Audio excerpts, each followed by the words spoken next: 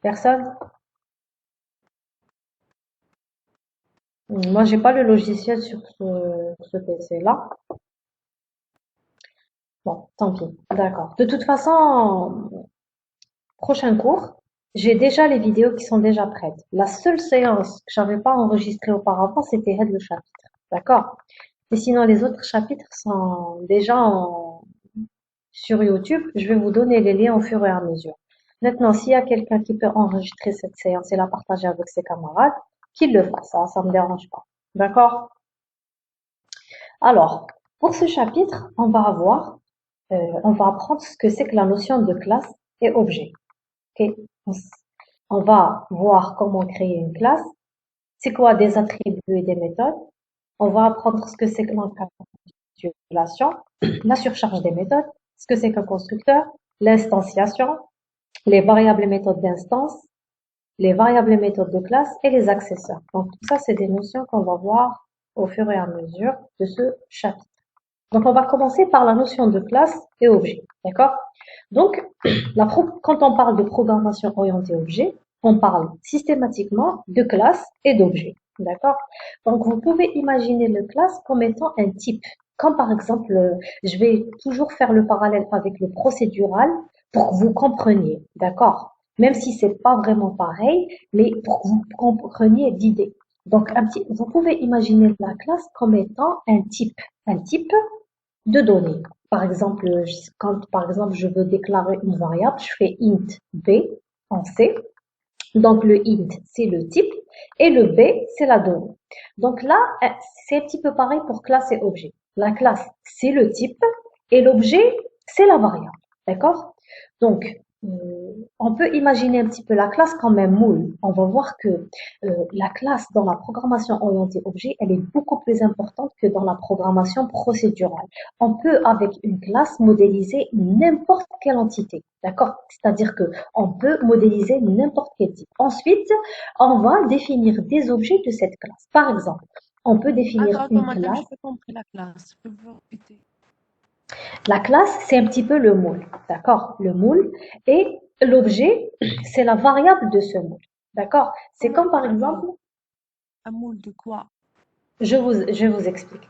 Quand vous déclarez par exemple une variable en entier, donc vous mettez int a, b, d'accord? Donc int, c'est le type et ab, c'est les variables, d'accord? Et donc on sait que ab, c'est des variables de type entier. Ils ne peuvent pas contenir autre chose. C'est des entiers.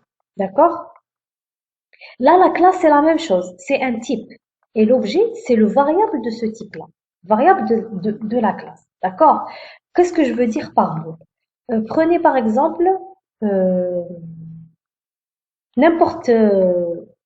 Prenez par exemple, on va avoir par exemple un emporte-pièce, par exemple. Par exemple, vous êtes en train de faire des gâteaux. Comme un emporte-pièce qui fait les formes, d'accord? Par exemple, je sais pas, là, il y a les sablés, les gâteaux, d'accord? Donc là, avec le porte-pièce, par exemple, il est sous forme de carré, il est sous forme de rond. Donc, avec le rond ensuite, quand vous étalez la pâte, hein, comme plusieurs pâtes, vous pouvez avoir une pâte normale, vous pouvez avoir une pâte aux amandes, d'accord?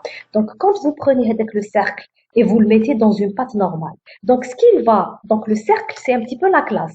Et les objets, c'est ce que vous avez fait avec les cercles, c'est la pâte d'Yelcom, d'accord? Et le même cercle Hadaf, vous pouvez aussi l'appliquer sur, par exemple, une pâte avec des amandes, d'accord? Donc, en fait, c'est ça le mot. La classe, c'est le type. Ah, voilà, le gâteau, c'est en forme de cercle. Le gâteau, il est en forme de carré, d'accord? Je peux avoir, par exemple, autre chose. Par exemple, je peux avoir un moule où je mets par exemple le même moule, là, t'as un gâteau cake, je mets à l'intérieur un gâteau, je peux mettre par exemple pour faire par exemple du plâtre pour avoir une forme, pour par exemple faire un objet de décoration. Le même mot là, d'accord? Mais une fois j'ai un gâteau, c'est un objet, d'accord? Gâteau X. Une fois j'ai le plâtre, c'est aussi un autre objet, d'accord? Mais qui ont la même forme. Est-ce que vous avez compris? Qui ont la même forme parce qu'ils sont sortis du même moule, d'accord? Donc ils ont la même forme. Par exemple, un moule sous forme de fleur. Donc le gâteau, il va sortir sous forme de fleur et le plâtre que je mets à l'intérieur ou là, il va aussi sortir sous forme de fleur. D'accord? Donc, le moule هذاك, c'est la classe, ok? Et les objets تاعي, c'est le gâteau, ou là, c'est le plâtre, c'est ce qui va sortir de ce moule-là. D'accord? Est-ce que c'est compris? Ok? Donc là, c'est bon. Une classe, un type complexe qui regroupe des données. D'accord? Bien évidemment, on va voir que la classe, après, techniquement parlant, a des attributs et des fonctions. Ok? Un objet, c'est une variable de type complexe. Le type d'un objet est appelé classe. Donc, comme je vous ai dit, un objet, son type, c'est la classe euh, de laquelle il est sorti. Ok? Attends, un objet, c'est un enregistrement. Non, non, c'est pas un enregistrement. Là, là. C'est une, comment dire, c'est un espace mémoire, d'accord? C'est un espace mémoire qui, vous allez voir au fur et à mesure du cours, hein. Je préfère que vous me posiez des questions après, parce que plus j'avance dans le cours, plus vous allez comprendre de quoi je parle, d'accord? Je vais mettre comme des exemples concrets. Ça va venir, d'accord? Ça va venir, vous allez voir ce que c'est que l'objet.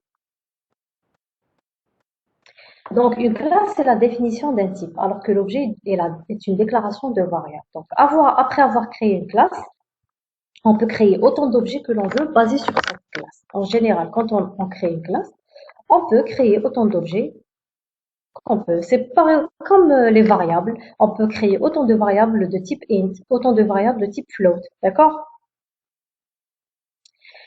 Alors, maintenant, on va voir pourquoi tout à l'heure, je vous ai dit, la programmation orientée objet, elle est là pour modéliser le monde réel. Donc là, par exemple, les objets similaires peuvent être décrits par une même abstraction, une classe. Quand on voit des objets qui sont similaires, ils ont par exemple les mêmes caractéristiques, les mêmes traitements, les mêmes formes. Donc, on peut les regrouper dans une classe. Qui maintenant, par exemple, regardez.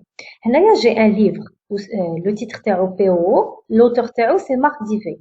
J'ai un autre livre, عنده le titre Le Seigneur des Anneaux, عنده son auteur Tolkien.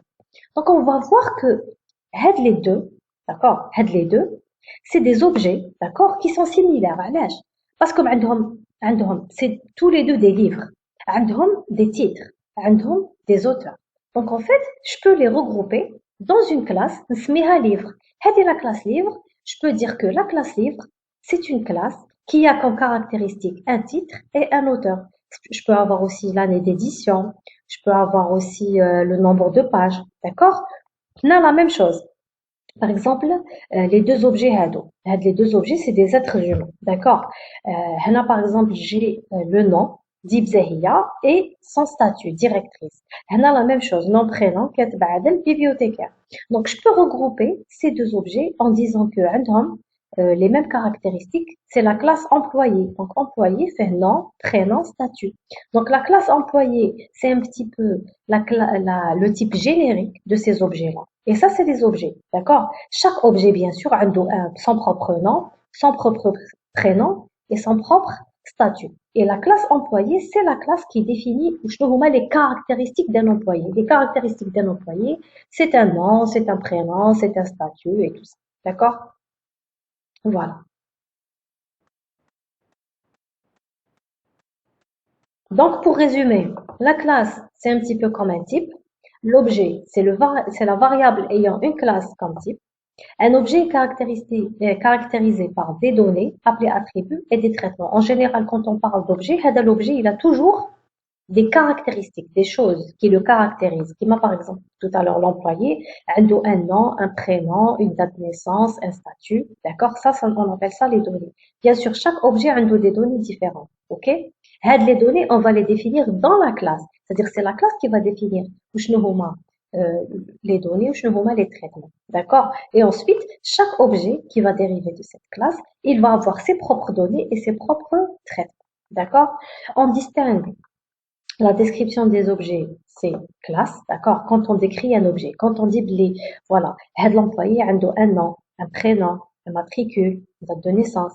Ça, on le fait dans la classe, d'accord? Maintenant, après, quand je donne un nom, quand je donne un prénom, quand je donne une date de naissance, ça, on appelle ça les objets ou les instances.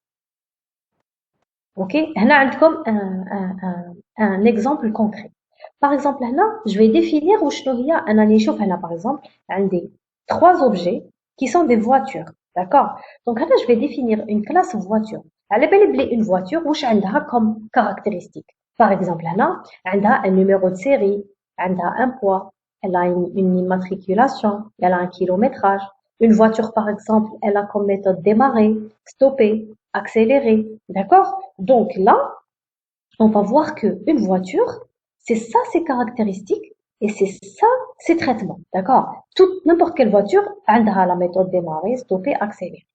Maintenant, had les trois, on appelle ça, c'est des instances de classe ou des objets de classe. Chaque objet, d'accord, chaque objet, a un numéro de série, un poids, une immatriculation et un kilométrage. Et par exemple, Fiat Uno, elle peut démarrer, par exemple,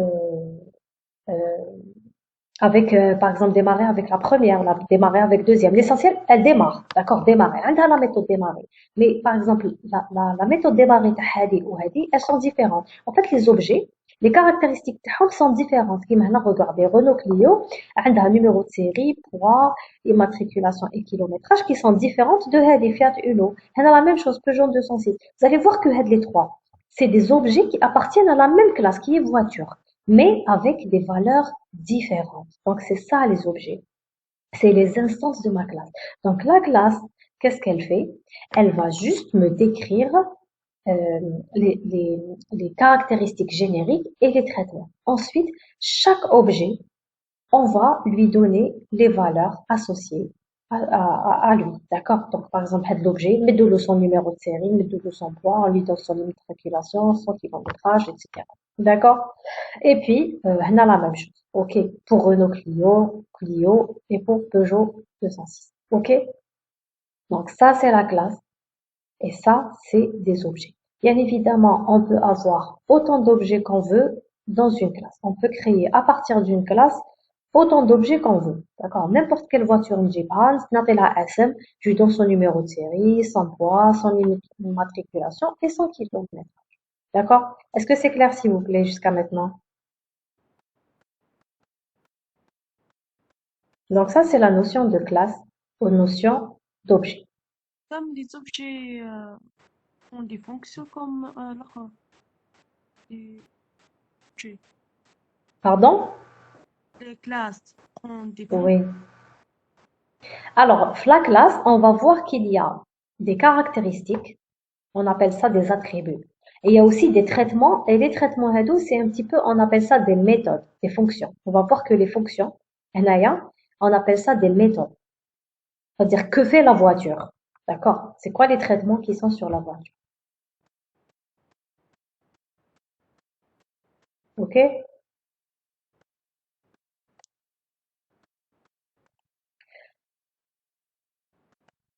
Donc là, on a l'identité d'un objet.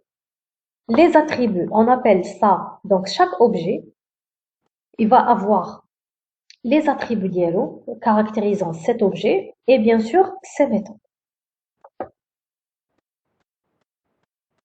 Maintenant, techniquement, comment on va créer des classes en Java?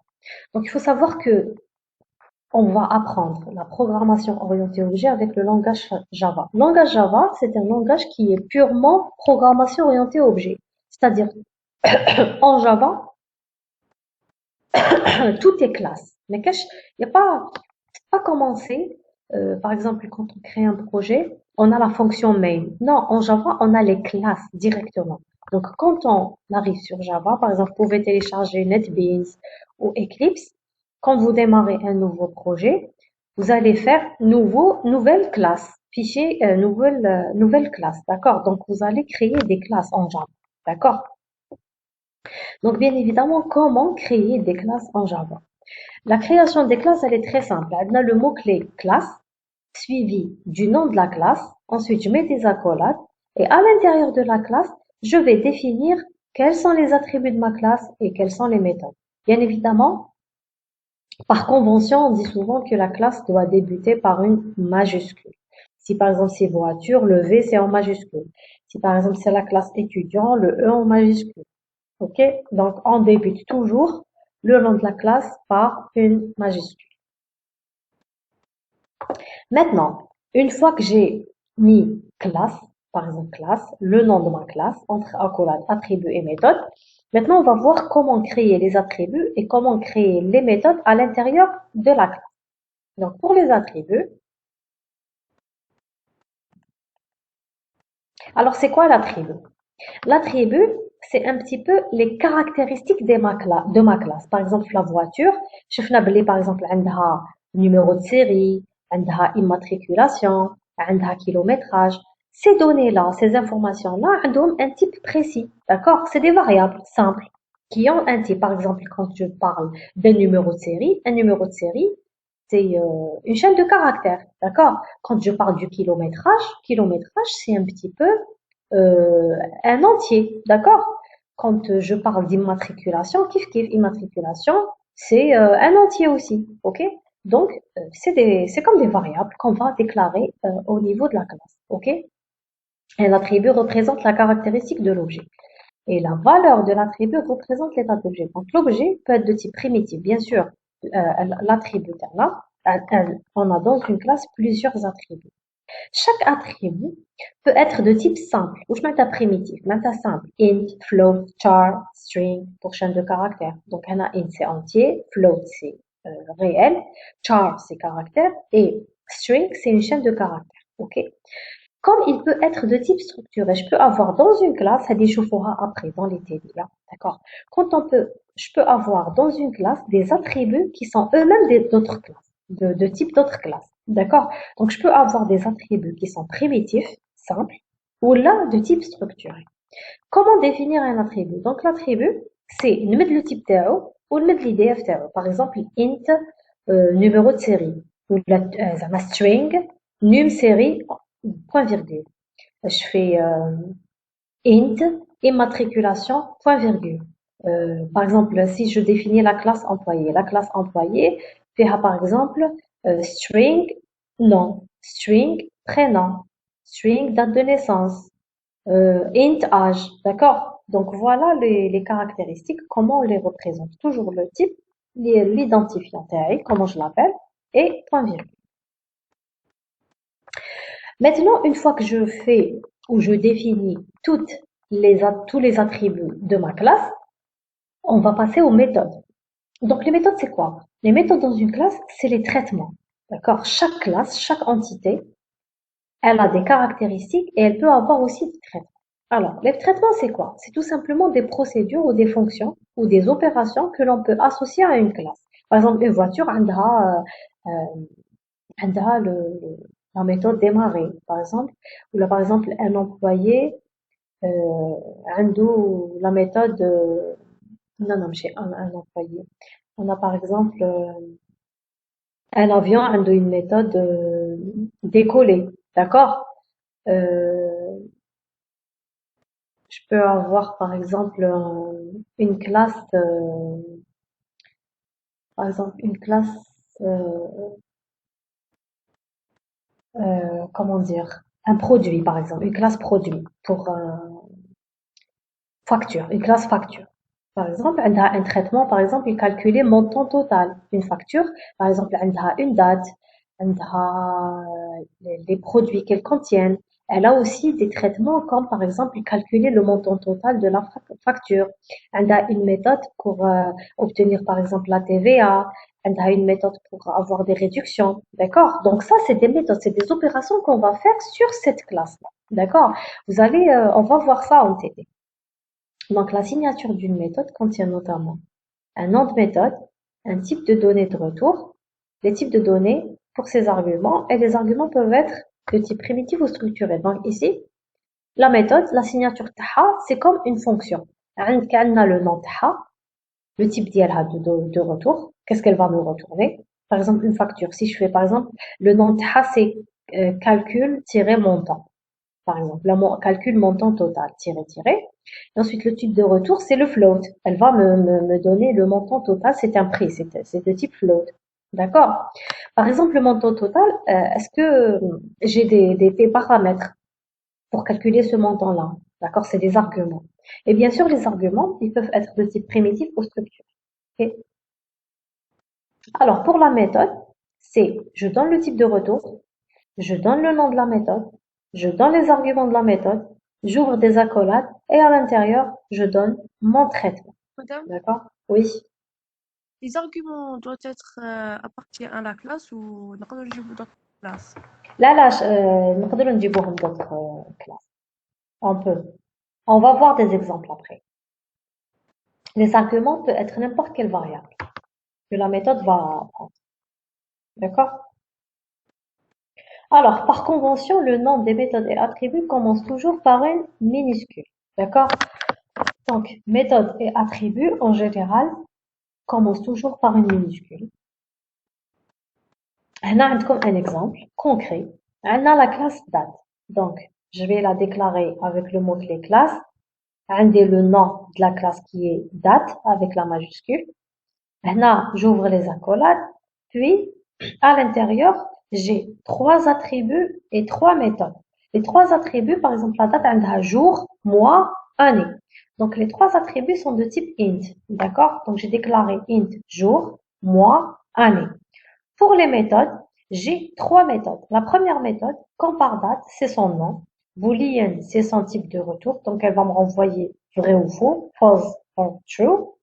À l'intérieur, les arguments ici, j'ai date D1, date D2, par exemple.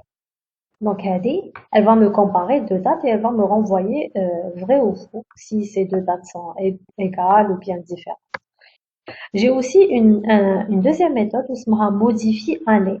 Modifie année, qu'est-ce qu'elle fait? Elle va me modifier une année, par exemple. Donc, je donne la nouvelle année, d'accord, int année. Donc, c'est ça mon argument. Bien sûr, son type de retour, c'est void. Elle va juste me modifier l'année de mon objet. J'ai aussi, par exemple, une autre méthode qui peut être sans argument. Print date. Print date, par exemple, pour afficher la date, ok, de cet objet. Chaque objet, il aura sa propre date. Par exemple, là, la classe date, c'est la classe générale. Mais après, je peux avoir plusieurs objets, plusieurs dates. Chaque objet a le jour dialo, le mois dialo, l'année dialo. D'accord? Donc, quand je fais print date, l'objet l'ouel, il va afficher sa date à lui. L'objet deuxième, il va afficher sa date à lui, et ainsi de suite. D'accord? Donc, ça, c'est les attributs et ça, c'est les méthodes. D'accord? Donc, ça, c'est un exemple. Là, syntaxiquement parlant, je vous ai dit, donc pour la déclaration des attributs, j'ai le type et l'identifiant de mon attribut. Pour les méthodes, j'ai le type de retour, le nom de la méthode et les arguments s'il y a. Sinon, je peux avoir des méthodes, bien sûr, sans arguments comme ici.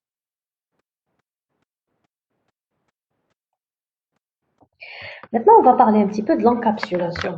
Donc ça, alors, une fois, maintenant que vous avez compris la notion de classe et d'objet, on va parler d'encapsulation. Donc l'encapsulation, c'est un petit peu le regroupement des données et des traitements au sein du classe. Alors l'encapsulation n'existe pas pour la programmation procédurale, c'est carrément un concept de la programmation orientée objet. Donc comme on a la notion de classe, d'accord? Je peux avoir dans un même programme plusieurs classes.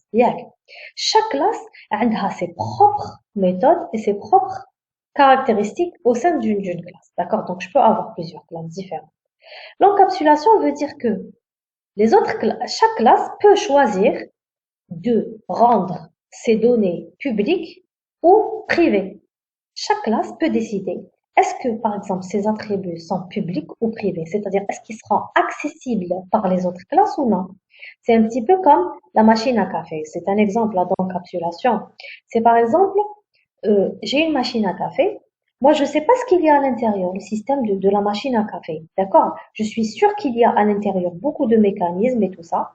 Mais moi, ce qui m'intéresse, c'est que quand j'appuie sur le bouton, j'ai le café qui sort. J'ai le café qui sort. Mais je ne sais pas du tout comment le café à l'intérieur il est fabriqué. Comment si c'est par exemple une machine à capsule, comment la capsule elle est ouverte, comment l'eau va arriver, comment se fait le mélange, à quel moment le café va descendre. D'accord? Donc, je sais pas tout ça. Moi, tout ce que je fais, je sais, c'est que j'appuie sur un bouton, j'ai mon café. Donc, on dit que la machine à café, c'est comme un système d'encapsulation. C'est une boîte noire. Je ne sais rien. Je n'ai pas accès aux méthodes de cette machine, comment elle fonctionne de l'intérieur.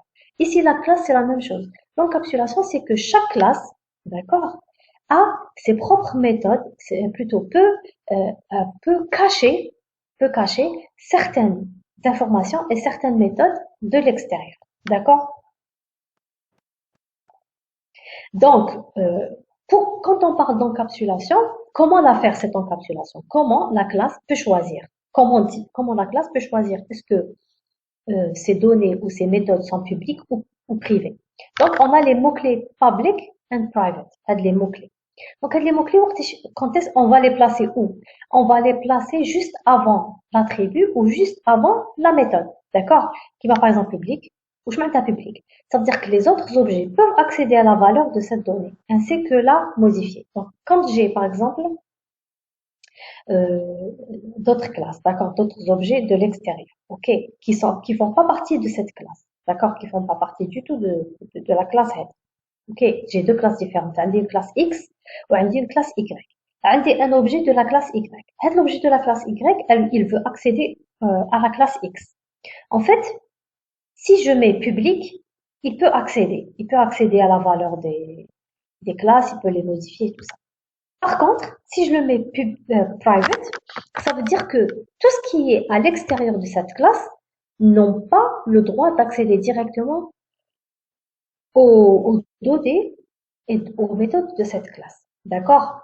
Bien évidemment, on va voir que ils peuvent quand même le faire indirectement par des méthodes de l'objet concerné. C'est-à-dire que parfois, dans une classe, je peux autoriser l'accès, mais d'une manière indirecte. On va voir quand on arrive aux accesseurs et modifiers.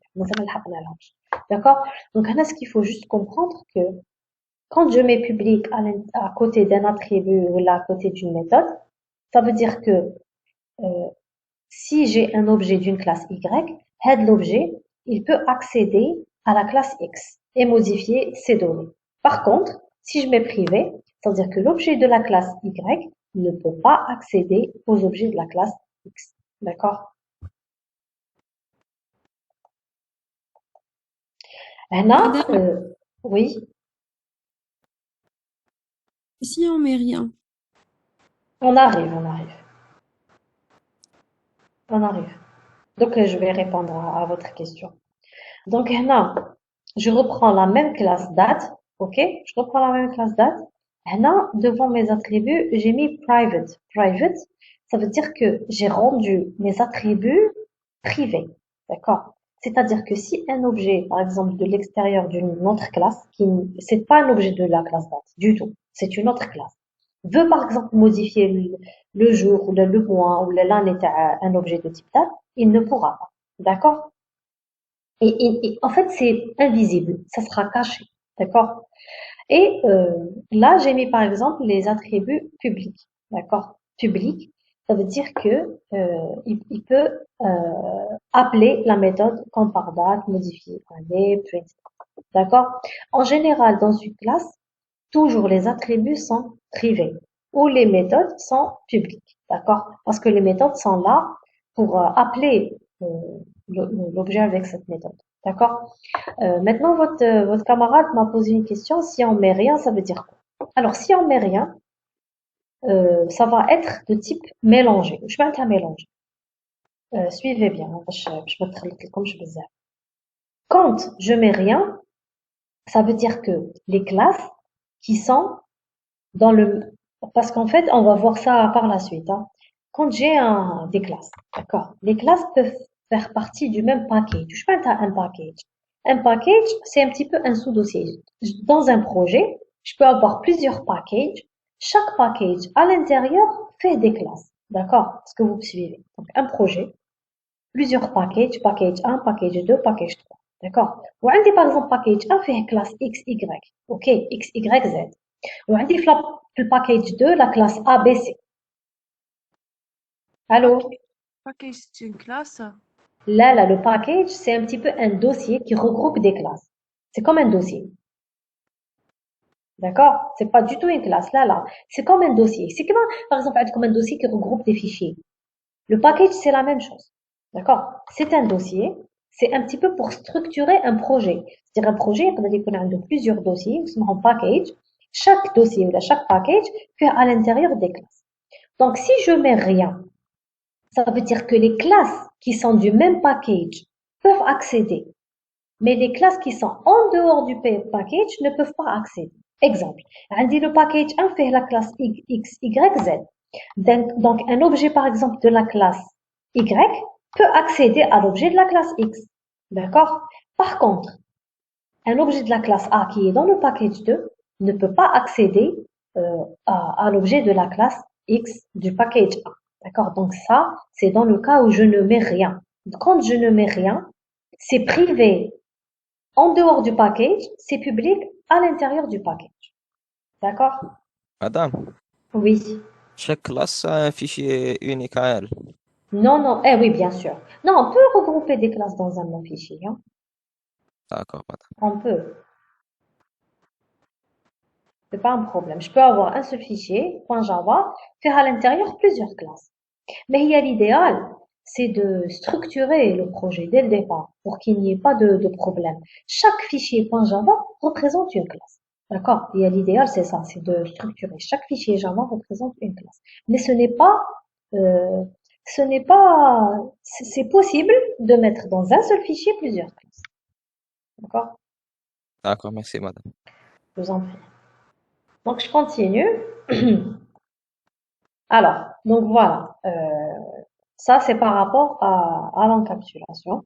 On va voir bien sûr, hein, je sais que ces notions-là peuvent être un petit peu floues au début, mais une fois qu'on fait les TD et tout ça, vous allez voir la différence et vous allez voir vraiment ce que c'est que l'encapsulation. Vous allez comprendre ça. L'essentiel pour l'instant, ce que vous devez comprendre, c'est que euh, l'encapsulation, c'est une méthode de contrôler un petit peu, c'est une façon de contrôler l'accès à des informations à l'intérieur d'une classe. D'accord? Quand je fais privé, private, ça veut dire que je veux pas que les autres accèdent aux informations.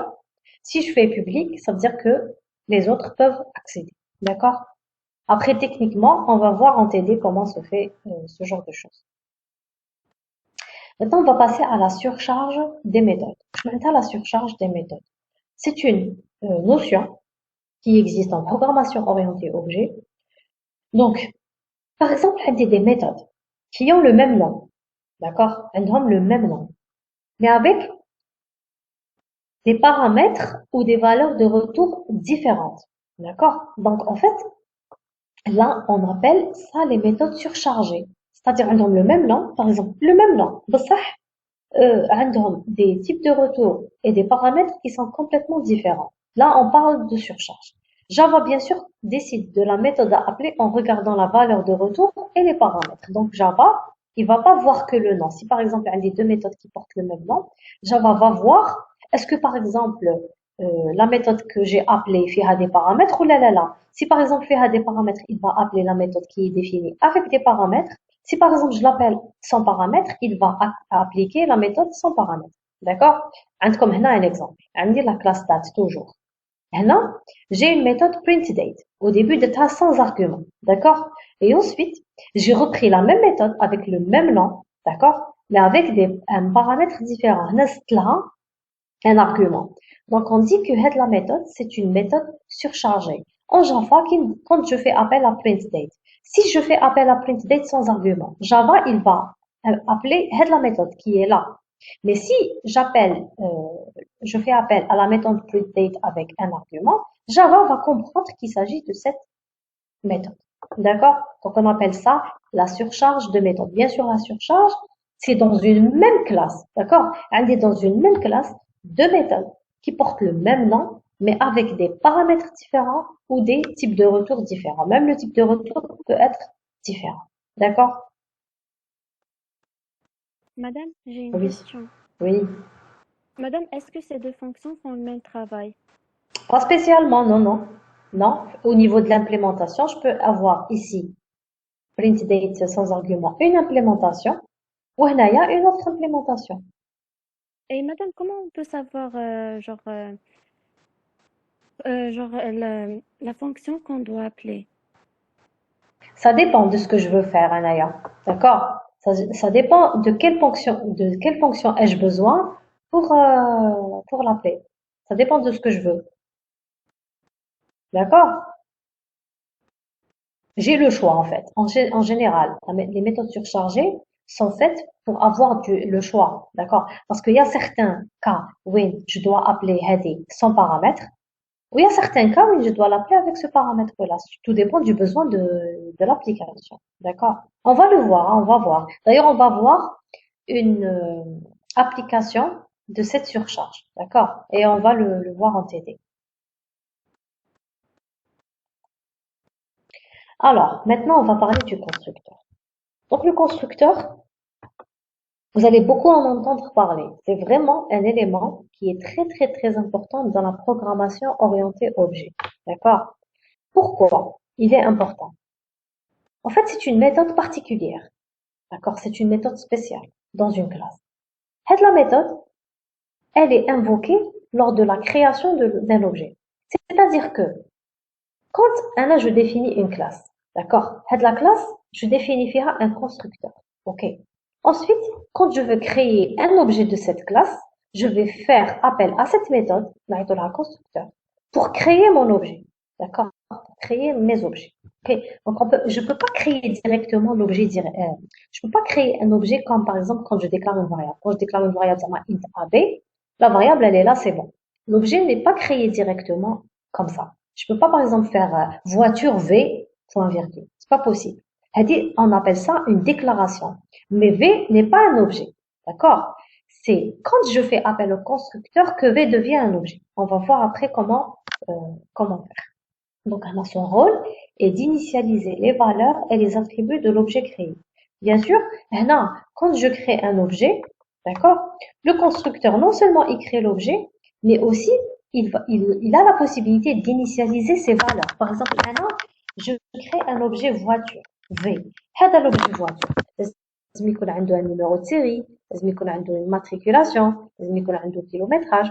Donc, le constructeur, je vais donner ces informations-là. C'est-à-dire, quand je crée l'objet, je le crée avec ses propres informations. D'accord? Donc ça, deuxième point. Troisième point. Un constructeur doit avoir le même nom que la classe. Donc, c'est une règle. Si vous n'avez pas de constructeur qui porte le même nom que la classe, il n'est pas considéré comme un constructeur. D'accord? Donc, un constructeur doit avoir le même nom exact que la classe où il est défini et n'a aucune valeur de retour. D'accord? Une valeur de retour. C'est pour ça que comme c'est une méthode particulière. Il est possible de surcharger les constructeurs. On va voir que on peut surcharger les constructeurs. Et je vais répondre à la question de votre camarade. Dans quel cas on appelle cette méthode et non pas cette méthode? En Java, il y a un constructeur vide par défaut, si aucun constructeur n'est défini. Donc ici, si par exemple dans une classe, je n'ai défini aucun constructeur. Donc il y a un constructeur vide par défaut qui porte le nom de la classe qui peut être appelé. Donc notez comme un exemple d'un constructeur. Là par exemple, on dit la classe date toujours. Donc par exemple, là il y a le constructeur. Regardez, il porte exactement le même nom que la classe. D'accord? Le constructeur ما عندوش un type de retour. Ici, il n'y a aucun ni void, ni int, ni rien du tout. Son rôle, c'est d'initialiser les informations. Par exemple, le constructeur, qu'est-ce qu'il va faire? Il va créer un objet. Oui, jour, mois, année, l'objet, c'est 0. D'accord? J'ai un autre constructeur qui est surchargé. Ou je m'attends surchargé. Il porte le même nom que Hada, mais avec des paramètres. D'accord? Par exemple, c'est pour initialiser, c'est pour créer une date avec un jour, un mois et une année spécifique. Donc, je vais revenir à l'étudiante qui m'a dit quand est-ce qu'on appelle une méthode ou l'autre surchargée. Qui m'a chauffé. On a deux méthodes. Hadi ou Hadi. Par exemple, parfois, j'ai envie de créer un objet où le jour, mois, année égale à 0. Donc, je vais appeler date sans paramètre directement. Je veux que mon objet il fait le jour, mois, année 0. Donc, je vais appeler celle-ci. Maintenant, si je veux créer un objet avec un jour précis, un mois précis et une année, là, je vais appeler le deuxième constructeur, mettre le ce que je veux, mettre le jour que je veux, le mois que je veux et l'année que je veux. Donc, qu'est-ce qu'il va faire? Il va me créer l'objet date avec le jour que j'ai donné, le mois que j'ai donné et l'année que j'ai donné. D'accord? Est-ce que ça répond à votre question?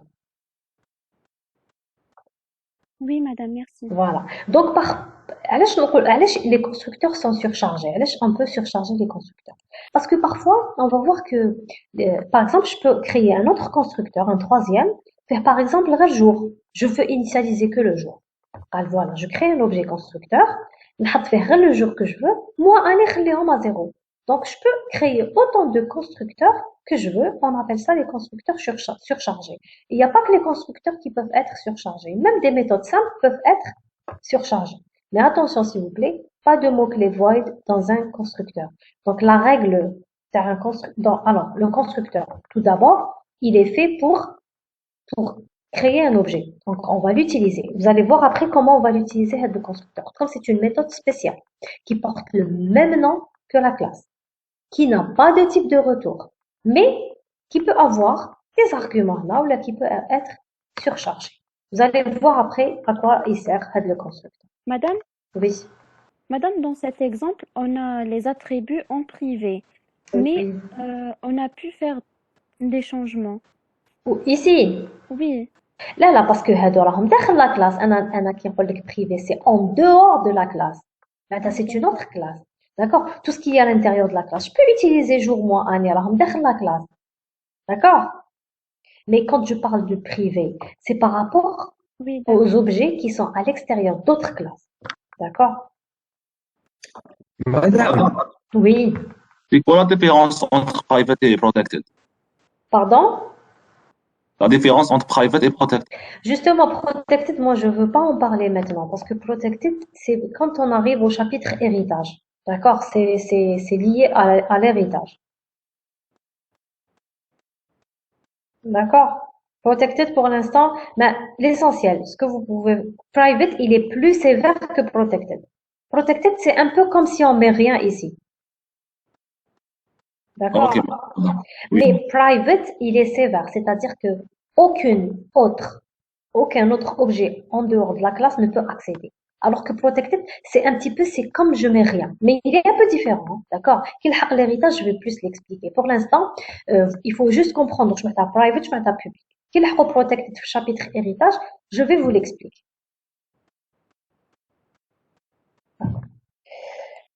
Ok? Alors, maintenant qu'on a vu ce que c'est que le constructeur, on va passer à l'instanciation. Donc, l'instanciation, c'est quoi?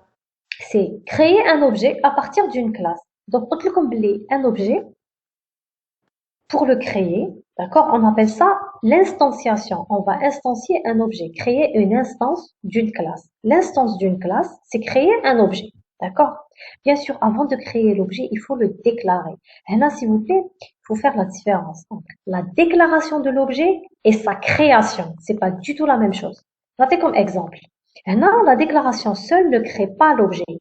Elle l'initialise à nul, qui ne fait référence à rien. Donc là, par exemple, notez comme date, l'exemple de date. Imaginons dire date, espace, D1, point virgule. Date, espace, D1, point virgule. Ça s'appelle une déclaration. Ça s'appelle pas une création d'objet. D'accord? Ou je mets une déclaration. Maintenant, je vais déclarer un objet, mais il est initialisé à nul. Maintenant, c'est un pointeur nul. C'est comme les pointeurs. On va voir que quand on parle d'objet, en fait, c'est des pointeurs. D'accord?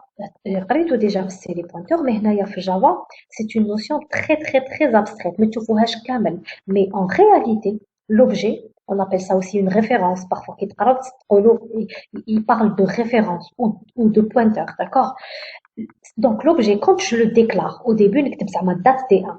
D1, c'est tout simplement un pointeur qui va contenir nul. Ça veut dire qu'il ne fait référence à rien.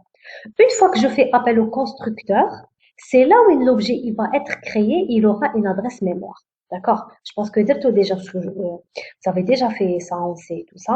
Vous savez de quoi je parle. D'accord? Donc, un pointeur en général, il est à nul. Ensuite, quand j'appelle le constructeur, c'est là où l'objet il est créé avec un espace mémoire et tout. Ok? Donc, on a un exemple. Alors, pour instancier une classe, c'est-à-dire comment créer l'objet. Donc, pour créer l'objet, comme on fait appel au constructeur suivi du mot-clé new. Donc, on a chauffé, qui va dire date D1 reçoit new date. Quand je fais new date, donc en fait, ici, je crée l'objet.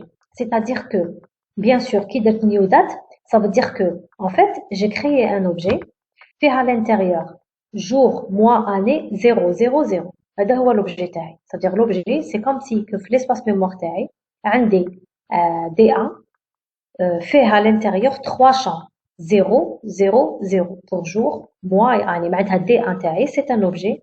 Le jour ديالو c'est 0, le mois تاعو c'est 0, l'année تاعو c'est 0 parce que je l'ai créé avec le constructeur sans paramètres.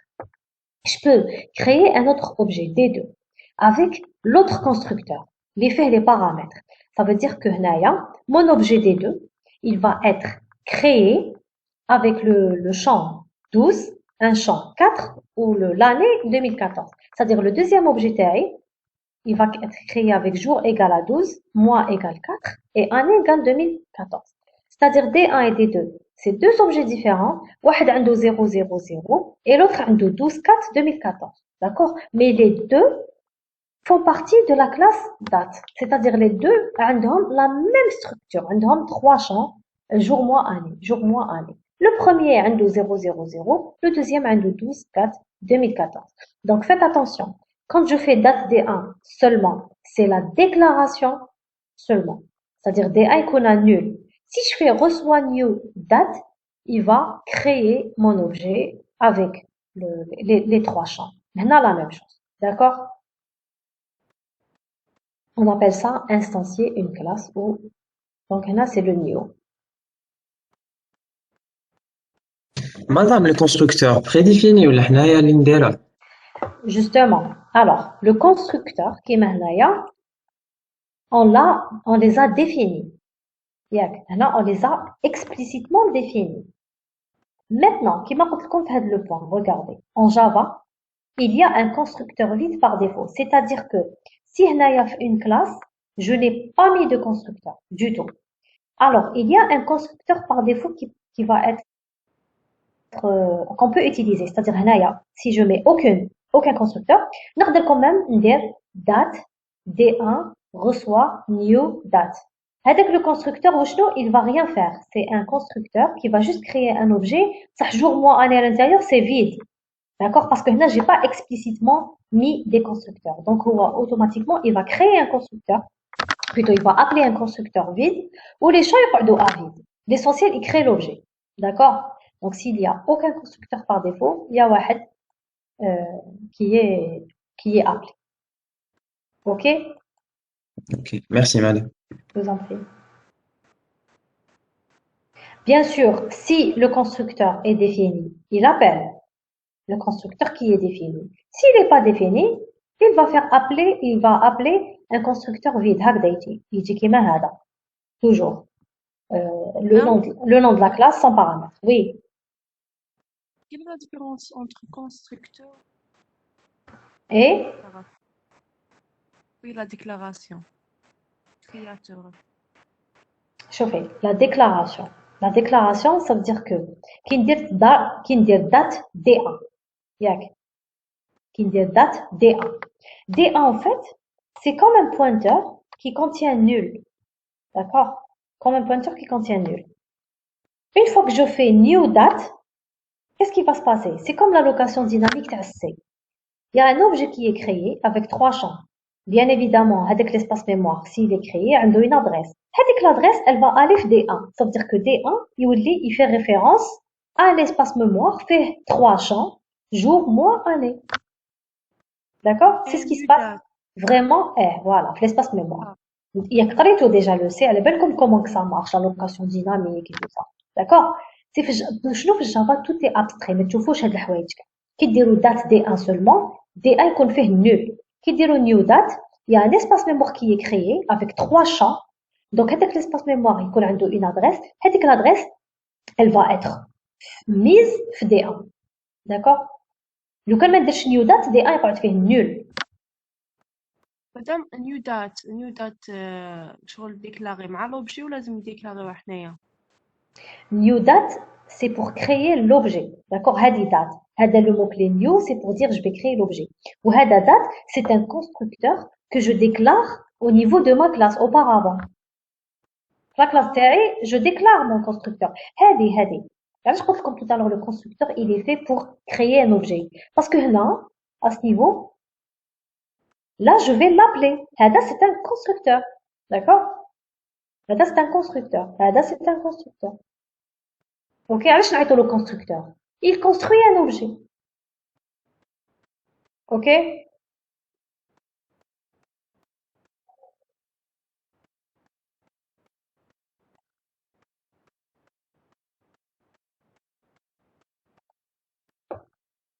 Alors là, comme je vous ai dit, toute variable désignant un objet est un pointeur. D'accord? Donc le passage d'objet comme paramètre d'une méthode est toujours un passage par référence. À l'inverse, le passage de variable primitive comme paramètre est toujours un passage par valeur. Donc là, les règles que vous avez apprises en C, les pointeurs et tout ça, s'appliquent ici. Par exemple, une méthode, les paramètres à l'intérieur de type primitif, par exemple int, float et tout ça, on appelle ça le passage par valeur. Par contre, il donne les arguments des objets, on appelle ça le passage par référence. Ça doit déjà en première et deuxième année. D'accord? Reste valable ici. Donc, tout objet est un pointeur.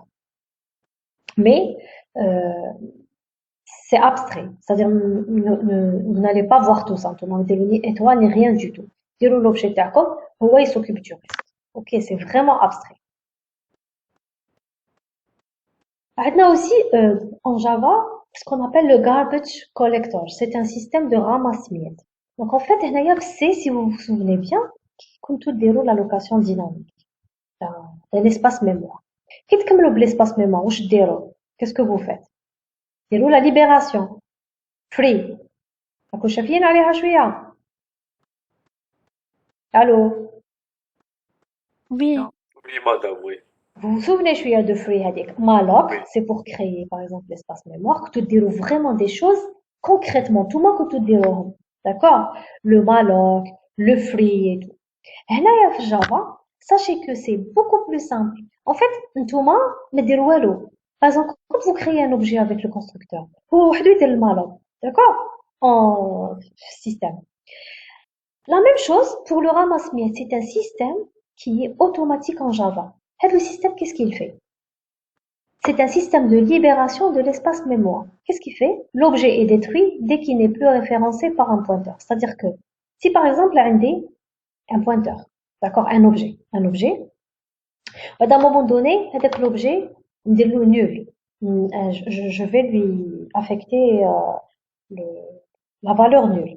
Ça veut dire que l'espace mémoire avec lequel il a été référencé, il est perdu, classe. J'ai perdu son adresse.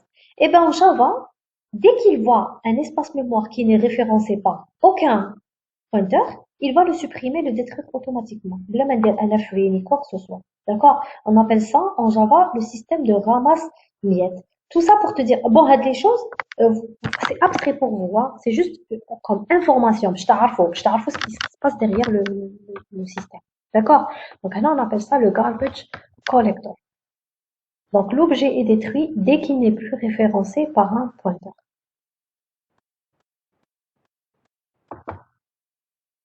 Alors, maintenant, on va passer au mot-clé vis.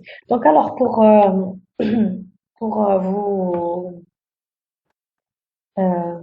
vous préciser, normalement, on a deux séances, on a un cours et un TD.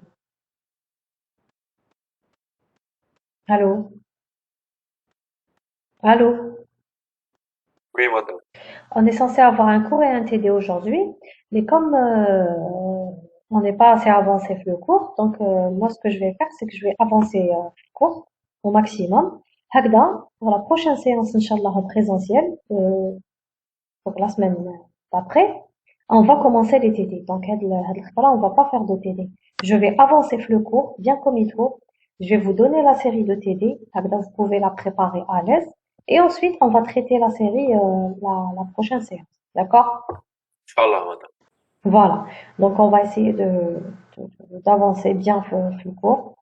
Et enfin, quand est-ce qu'on s'arrêtera? On s'arrêtera, hein, d'accord? On a normalement jusqu'à 14h30, mais je pense pas qu'on va aller jusqu'à 14h30. On va finir bien avant. Alors, on va passer au mot-clé 10. Donc, le mot-clé 10, si vous voulez bien sûr une pause, vous me dites, hein. D'accord? Si vous voulez une pause, normalement le cours va durer 2 heures à peu près. 2 heures de temps. Maintenant, si vous voulez une pause ou là, et tout, vous me dites, je vous accorde une pause. Madame, s'il vous plaît, à quelle heure on termine? D'ici 3/4 d'heure, 1 heure, Ok, voire madame, 1 heure, merci. pas plus. C'est-à-dire, on va pas aller jusqu'à 14h30 là. Oui, madame, ce sera bien d'avoir une pause. Vous voulez une pause? Oui, s'il vous plaît. D'accord, allez, ça marche. On se recontacte dans 10 minutes, on revient. D'accord?